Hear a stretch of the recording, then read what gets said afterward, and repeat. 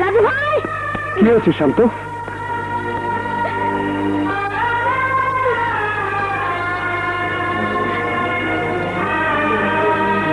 সাথী,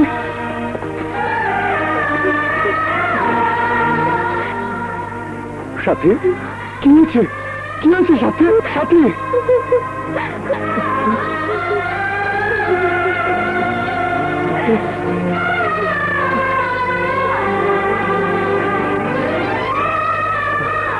সাথী, সাথী মা, কি হয়েছে তোর? কি হয়েছে? ভেতরে চলো মা। সাথী, কি হয়েছে মা? বল সাথী। জানিস না মা, কি হয়েছে বল। সাথী, কি হয়েছে বল। বল না মা। সাথী, বল সাথী, বল। হ্যাঁ মা, বল, বলে দে। বল সাথী, বল।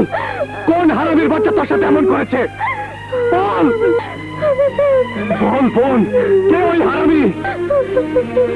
বল বোন, বল আমাকে। ভাইয়া,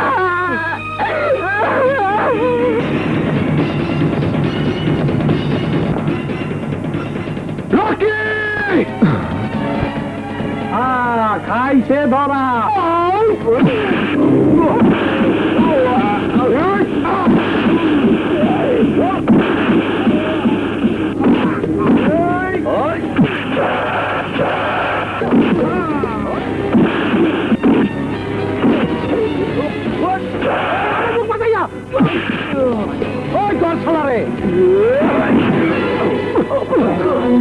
তুই আমার বোনের গায়ে হাত দিয়েছিস, কুত্তার বাচ্চা!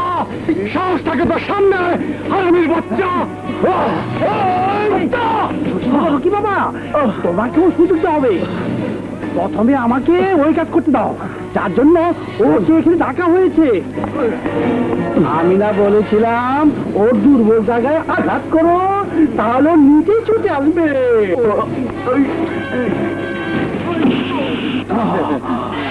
শুয়ারের বাচ্চা, তুই আমার বাইরে কুত্তার মতন পিটাইছস। আমার পায়ের সুন্দর চেহারা তুই কাউকে দিছস। জানস, ও যখন ছোট আছিল তখন স্কুলের মাস্টার ওরে থাপ্পড় মারছিল। আমি মাস্টার রে এক লাত্তি বাইরা খতম করছিলাম, আর তুই আমার পায়ের গায়ে হাত তুলছস।